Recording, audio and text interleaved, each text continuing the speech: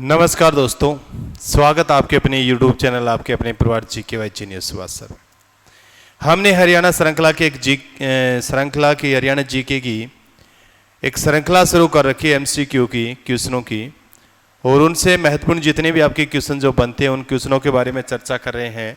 उसके साथ साथ राष्ट्रीय और अंतर्राष्ट्रीय स्तर के और स्टैटिक्स जीके के जो आपके क्वेश्चन बनते हैं उनके बारे में हम विस्तृत चर्चा कर रहे हैं, और आप सब बच्चों का बहुत अच्छा प्यार मिल रहा है इनके प्रति भी। क्लासें देखने के बाद आप सब बच्चों से पोलाइट रिक्वेस्ट है भी शेयर भी किया करो, ठीक है भी। तो आज जो आपकी क्लास रहेगी वो क्लास रहेगी कौन सी नंबर की? आपकी 20 नंबर क्लास है। कौन सा नंबर आपका? 20 नंबर क्लास रहेगी। हरियाणा सामान्य अध्ययन टेस्ट नंबर कौन सा है? आज आपका 20 है। और इसका जो पहला क्वेश्चन दिया हुआ है, हरियाणा में कितनी आरक्षित विधानसभा सीटें हैं? यानी आरक्षित विधानसभा सीटों का क्या किया गया है? जिक्र किया गया है भी कितनी आरक्षित विधानसभा सीट है। पूछा गया है भी 10 है, 15 है, 16 है या फिर 17। सब बच्चे जानते हैं वर्तमान में अगर हम जिक्र करें तो वर्तमान में आरक्षित जो सीटें हैं, आरक्षित सीटें कितनी हैं? वो 17 है भी। बहुत इंपॉर्टेंट है। वर्तमान में आरक्षित सीटों की संख्या कितनी है? 17 है। उसमें से अगर आपसे पूछे, अब देखो ऑप्शन तो दिए हुए हैं 17, 10 भी दिए हुए हैं, 15 भी दिए हुए हैं।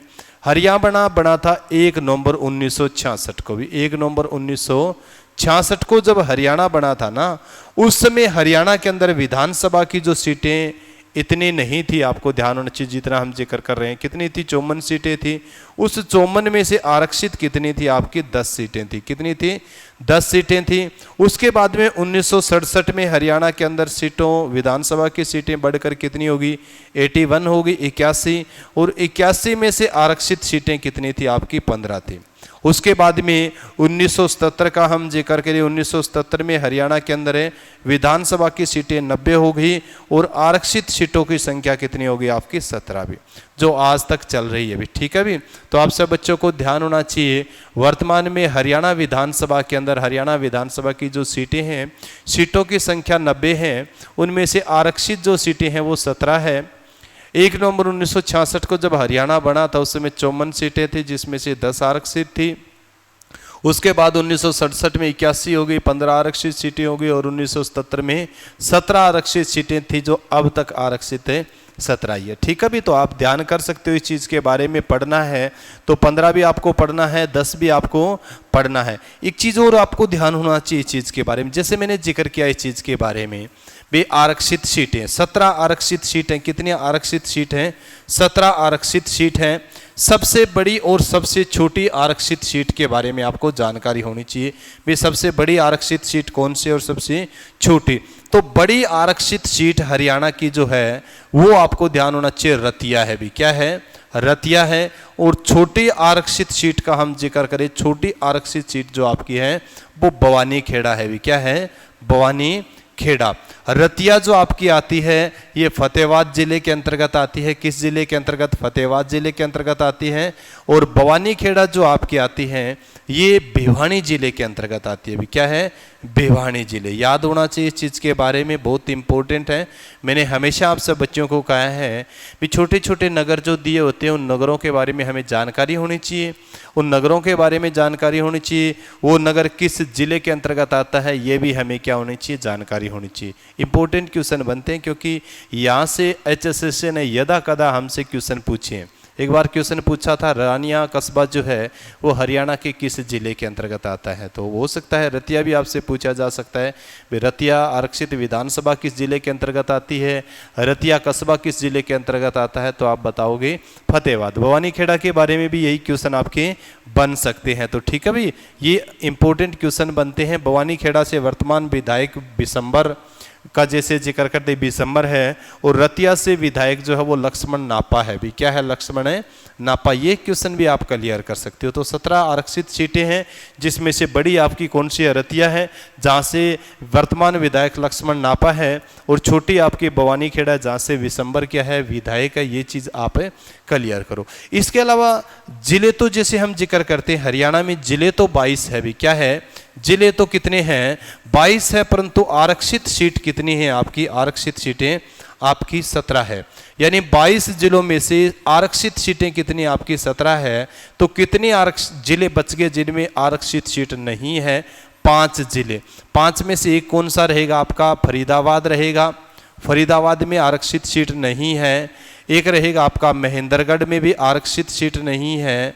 नू का जैसे जिक्र करते हैं नू, ठीक है, अर्थात मेवात का जैसे जिक्र आरक्षित सीट नहीं है। चरखी दादरी का जैसे जिक्र करते हैं, चरखी दादरी में आरक्षित सीट नहीं है। और पंचकुला का जैसे जिक्र करें, पंचकुला में भी आरक्षित सीट नहीं है। यानी हरियाणा में 22 जिले हैं, 22 में से 17 ऐसे जिले जिनमें कोई ना कोई आरक्षित सीट है, परंतु 5 ऐसे जिले हैं जिनमें आरक्षित सीट नहीं है।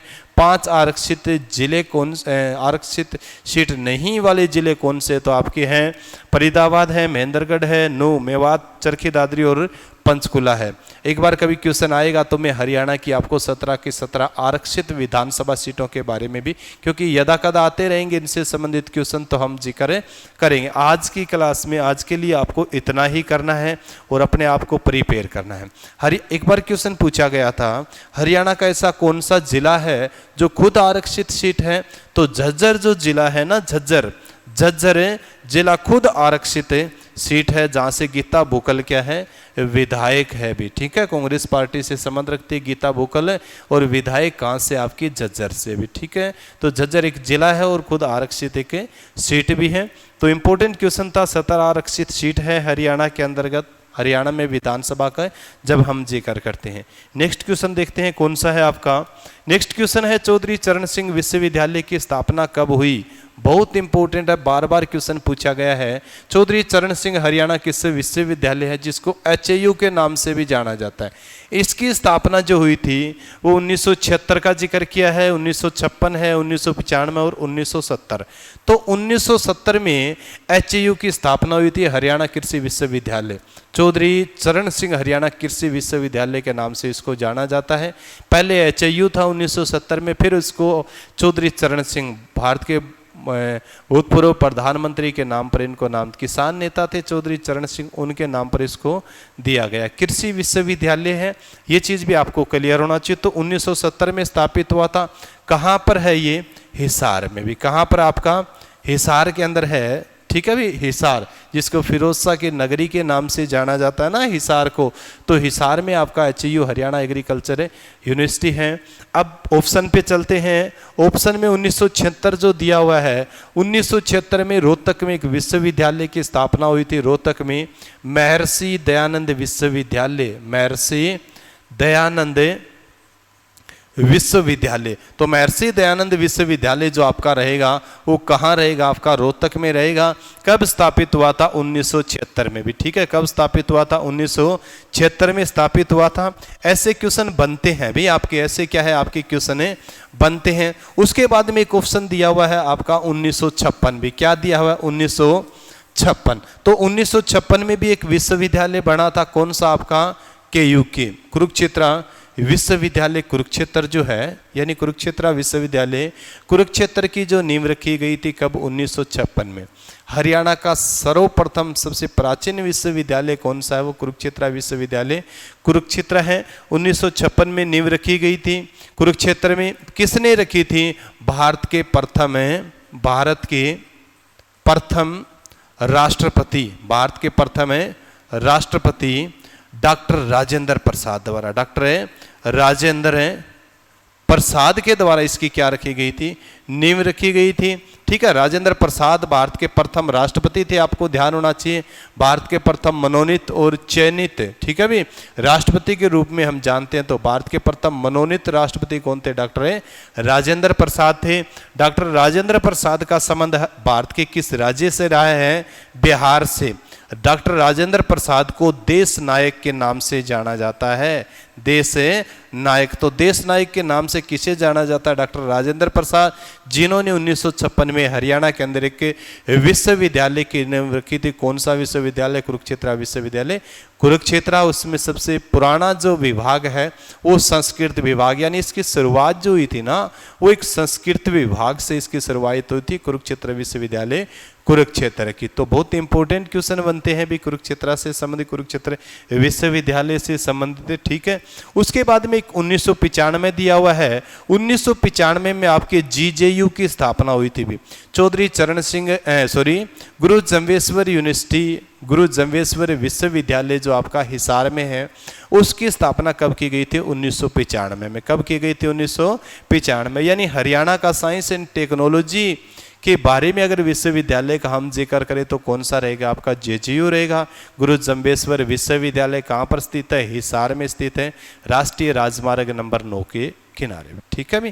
गुरु जम्बेश्वर आपको ध्यान होना चाहिए। विष्णुई समाज जो है, हमारा भाई बंधु जो है, वो क्या मानता है? इसको विष्णु का अवतार मानते हैं भी। क्या मानते हैं? विष्णु का अवतार मानते हैं। और इसकी जो अनुयायी है वो जीव रक्षक और प्राकृतिक रक्षक के रूप में क्या है? जाना जाता है। खासकर राजस्थान में इनके बारे में बहुत कुछ पढ़ा जाता है भी। तो गुरु जम्बेश्वर विश्वविद्यालय जो आपका है वो हिसार में 1995 में, HAU 1970 में, KUK 1956 में और महर्षि दयानंद यूनिवर्सिटी MDU जिसको शॉर्ट में हम पढ़ते हैं 1976 में स्थापित। तो ये चीज़ आप पढ़ो भाई। नेक्स्ट जो क्वेश्चन आपका कौन सा है? यानी बिल्ट स्टेडियम हरियाणा के किस जिले में स्थित है? बिल्ट स्टेडियम पूछा भी 2-3 बार इस क्वेश्चन को गया है। बिल्ट स्टेडियम हरियाणा के किस जिले में है?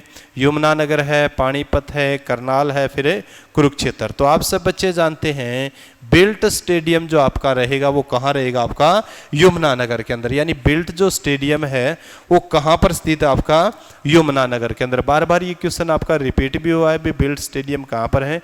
यमुनानगर है, जिसका प्राचीन नाम क्या था? अब्दुल्लापुर भी। क्या था? अब्दुल्लापुर इसका प्राचीन नाम था। पानीपत में कौन सा स्टेडियम है? शिवाजी स्टेडियम है। पानीपत के अंदर कौन सा स्टेडियम आपका? शिवाजी स्टेडियम है। शिवाजी अर्थात इनका पूरा नाम छत्रपति शिवाजी भी। क्या है? छत्रपति शिवाजी के नाम से जाना जाता है। शिवाजी आपको ध्यान होना चाहिए। मराठा साम्राज्य का जब हम जिक्र करते हैं, मराठा साम्राज्य के संस्थापक के रूप में किसको जाना जाता है? शिवाजी को जाना जाता है। और हरियाणा में शिवाजी स्टेडियम जो रहेगा वो कहाँ रहेगा? आपका पानीपत के अंदर रहेगा। कहाँ रहेगा? आपका पानीपत। तो इंपॉर्टेंट क्वेश्चन है। शिवाजी है, मराठा साम्राज्य के संस्थापक के रूप में इनको जाना जाता है शिवाजी को। और शिवाजी की राजधानी भी आपको ध्यान होना चाहिए क्या थी? रायगढ़ थी भी। क्या थी? रायगढ़ थी। और औरंगजेब जो है वो शिवाजी को पहाड़ी चूहा मानता था। पहाड़ी चूहा कहता था क्योंकि और शिवाजी ने 2 बार सूरत को लूटा था। आपको ये भी ध्यान होना चाहिए। 1664 और 1670 का जब हमें जिक्र करते हैं। और सूरत जो उस समय मुगल साम्राज्य की आय का एक बहुत अच्छा स्थान था, एक अच्छा यानी रीढ़ की हड्डी के रूप में भी हम जानते हैं इसको, मुगल साम्राज्य की सूरत। उसको लूटने का जो काम किया था किसने? शिवाजी। परंतु यहाँ हम क्या पढ़ रहे हैं? शिवाजी स्टेडियम का जिक्र कर रहे हैं जो कहाँ पर है? हरियाणा के अंदर, पानीपत के अंदर। कभी मुगल मराठा साम्राज्य संबंधित कोई क्वेश्चन आएगा तब मैं विस्तृत इनके ऊपर प्रकाश डालूंगा। इनकी माताजी के बारे में, पिता के बारे में, इनकी पत्नी के बारे में, इनके बेटे के बारे में, औरंगजेब को जो उनको कैद किया था उनके बारे में अलग अलग जो क्वेश्चन बनते हैं। ठीक है भी। उसके बाद में करनाल का जिक्र किया है तो कर्ण स्टेडियम है। करनाल में कौन सा स्टेडियम रहेगा? आपका कर्ण स्टेडियम भी। ठीक है भी। कर्ण स्टेडियम करनाल में है। और कुरुक्षेत्र का जैसे जिक्र करते हैं तो यहाँ पर है द्रोणाचार्य स्टेडियम है भी। कौन सा है?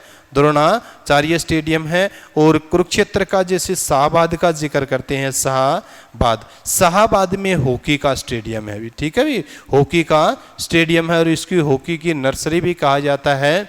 हॉकी की नर्सरी किसे कहा जाता है? वो शाहबाद को कहा जाता है, कुरुक्षेत्र जिले के अंतर्गत। तो आपको ध्यान होना चाहिए।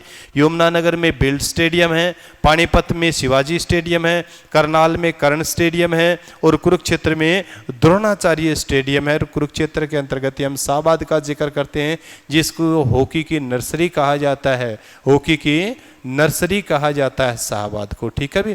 कर्ण के बारे में भी मैंने आपको कई बार बताया है।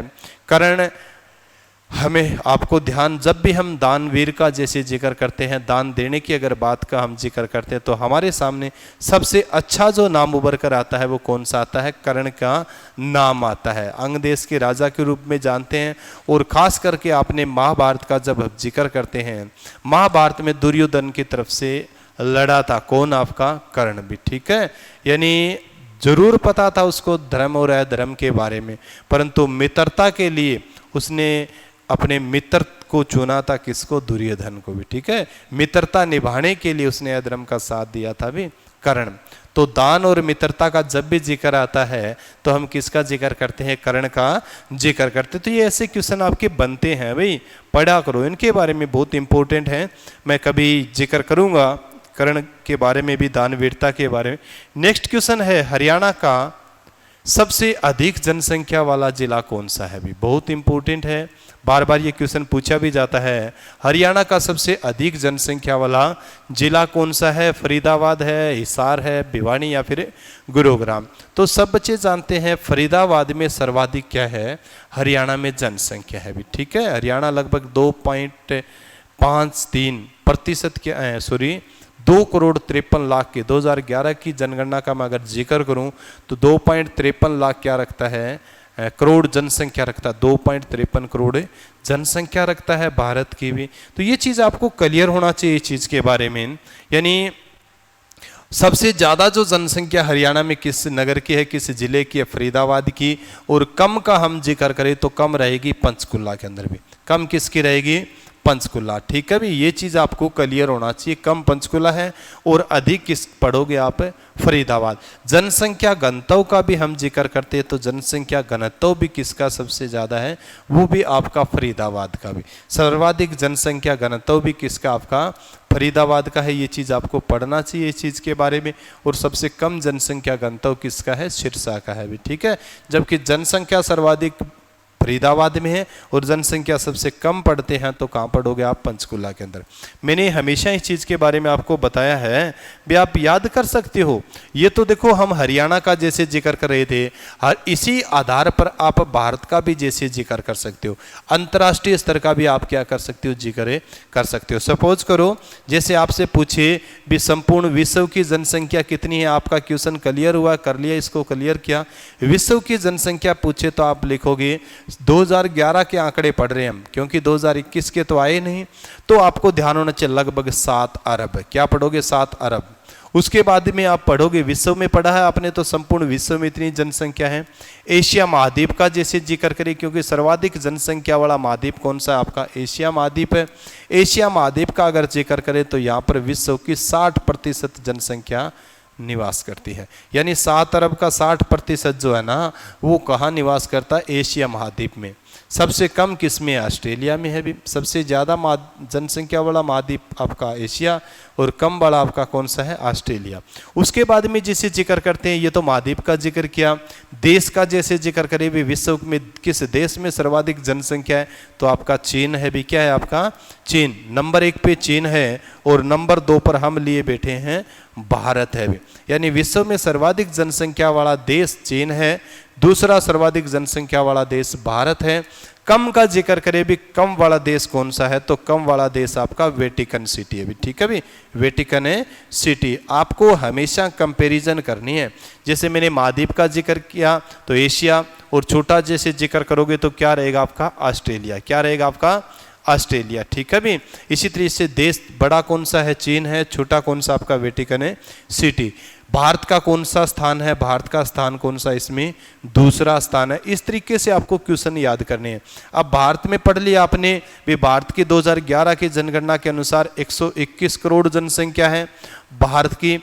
भारत में अधिक वाला राज्य और कम वाला राज्य आपको ध्यान होना चाहिए। अधिक वाला आपका यूपी है, लगभग 20 करोड़ जनसंख्या है यहाँ की, 19.9 करोड़ थी 2011 की जनगणना के अनुसार। और कम वाला कौन सा? आपका सिक्किम है भी। कौन सा है? सिक्किम, ठीक है भी। याद कर सकते हो। इसी तरीके से केंद्र शासित प्रदेश भी आप याद कर सकते हो भी। केंद्र शासित प्रदेश कौन सा सर्वाधिक जनसंख्या वाला?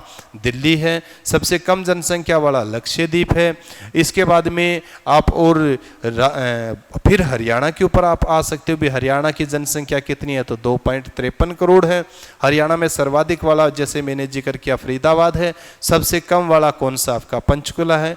तो ऐसे ऐसे क्या बनते हैं? आपके क्वेश्चन बनते हैं, ठीक है। जिन क्वेश्चनों को आप क्लियर, मैंने कहा एक श्रृंखला वाइज अगर आप याद करते हो, एक श्रृंखला वाइज अगर आप टॉपिक बनाते हो तो बहुत अच्छी जानकारी है। ठीक है भाई, एक चीज़ आपको ध्यान होना चाहिए, जनसंख्या का जो अध्ययन किया जाता है वो किसके अंतर्गत किया जाता है? डेमोग्राफी।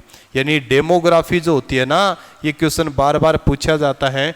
डेमोग्राफी के अंतर्गत हम किसका अध्ययन करते हैं? जनसंख्या का अध्ययन करते हैं। ठीक है, किसका अध्ययन करते हैं? जनसंख्या का अध्ययन। चलो नेक्स्ट क्वेश्चन पे चर्चा करते हैं। नेक्स्ट क्वेश्चन है, महाभारत का युद्ध कितने दिन चला था? बार बार ये क्वेश्चन, ऐसे क्वेश्चन बनते हैं और आए भी हैं भी। महाभारत का जो युद्ध चला था 20 दिन चला था, 18 दिन, 19 दिन या फिर 16 दिन? तो आपको ध्यान हो, महाभारत का जो युद्ध चला था वो 18 दिन चला था। किन किन के बीच हुआ था? आपको ध्यान होना चाहिए, कौरव व पांडवों के बीच। कौरव प्लस है पांडवों के बीच हुआ था ये युद्ध जो हुआ था। ठीक है, कौरवों का जो राजा नेतृत्व जो कर रहा था वो दुर्योधन था। भी कौन था? दुर्योधन था। और पांडवों की तरफ से युधिष्ठिर भी कौन था? युधिष्ठिर। ठीक है भी, तो युधिष्ठिर था। ये चीज आपको ध्यान होना चाहिए।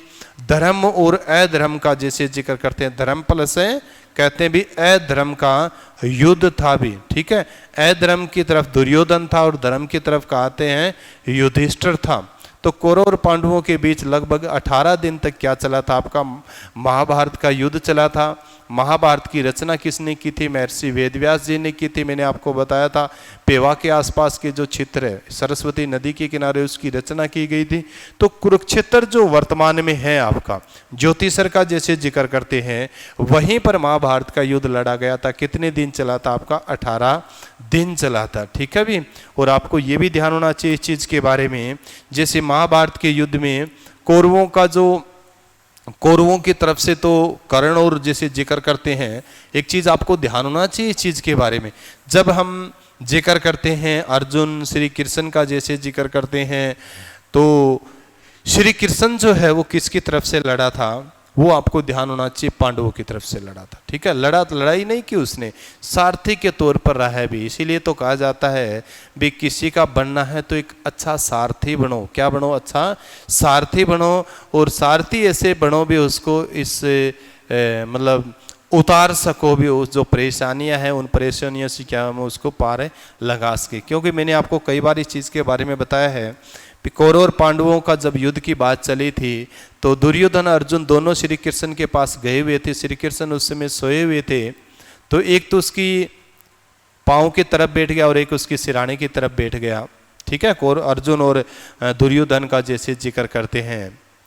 तो उसने कहा भी चलो दोनों ही आप आए हो, मेरी नज़र किसी के ऊपर सबसे पहले जो पड़ी है कोई बात नहीं, परंतु आप आए, एक तरफ तो एक मेरी नारायणी सेना है और एक तरफ मैं खुद हूँ। मैं हथियार नहीं उठाऊंगा, परंतु मेरी नारायणी सेना है क्या हथियार उठाएगी। तो दुर्योधन बड़ा धूर्त था, चालाक था। उसने कहा भी चलो ये तो हथियार उठाएंगे नहीं, तो क्यों ना उसकी नारायणी सेना ही मांग ली जाए।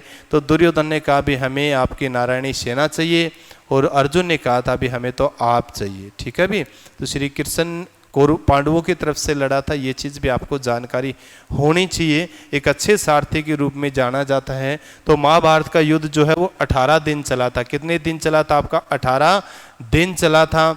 इसमें से बड़े बड़े वीर मारे गए थे, जिसमें से हम अभिमन्यु का जैसे जिक्र करते हैं। अभिमन्यु जो है अमीनपुर गांव, ठीक है, जो अमीनपुर गांव कुरुक्षेत्र में जो था उसको जो आजकल अभिमन्युपुर नाम दे दिया गया है, वहां पर क्या हो गई थी? उसकी मृत्यु हो गई थी अभिमन्यु की। ठीक है भी, 13वें दिन जो हुई थी। तो ये चीज आपको ध्यान होना चाहिए, क्योंकि उसको ज्ञात था जो 7 दरबार जो थे ना पार करने, तो उसको 6 तो पता था, परंतु 7वां दरबार पार करना उसको पता नहीं था भी। चक्रव्यूह को जो जैसे हम बात करते हैं, चक्रव्यूह जो द्रोणाचार्य ने जो चक्रव्यूह जो रचा था, तो उससे पार नहीं निकल पाया भी। कौन? आपका अभिमन्यु, और वीरगति को प्राप्त हुआ था। क्या हुआ था? वीरगति को प्राप्त हुआ। तो ऐसी चीजें है भाई, इन चीजों के बारे में खास करके वैज्ञानिक चीजें भी है। अब मैंने कई बार मैं जैसे ऑफलाइन पढ़ाते हैं, हम बात करते हैं चीज़ के बारे में भी। गर्भावस्था में महिला जब भी किसी अच्छी चीज़ को हम देखती है, किसी चीज़ के प्रति अट्रैक्टिव होती है, किसी अच्छी चीज़ को सुबह शाम देखती है, तो उसका प्रभाव है उस बच्चे पर भी पड़ता है। इतिहास गवाह है अभिमन्यु का जैसे हम जिक्र करते हैं। क्योंकि आपको ध्यान होना चाहिए, जब भी अभिमन्यु की माता उत्तरा और अर्जुन आपस में बातचीत करते हैं चक्रव्यूह के बारे में, तो अभिमन्यु पेट के अंदर सुनता था भी, उसकी माँ सुनती थी उतरा, तो उसका प्रभाव उस बच्चे के ऊपर पड़ा और 6 द्वार पार करना वो सीख गया था। परंतु 7वें द्वार पार करने की जो बात चली उस समय उसको निद्रा आ गई थी। तो ऐसा ऐतिहासिक प्रमाण है, वैज्ञानिक भी है, साइंटिफिक भी है।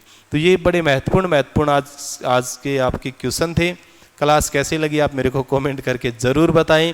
क्लास अगर आपको अच्छी लगती है तो आप सब बच्चों से विनम्र प्रार्थना है क्लास को ज़्यादा से ज़्यादा शेयर करें। इसी के साथ सभी बच्चों को जय हिंद, जय भारत।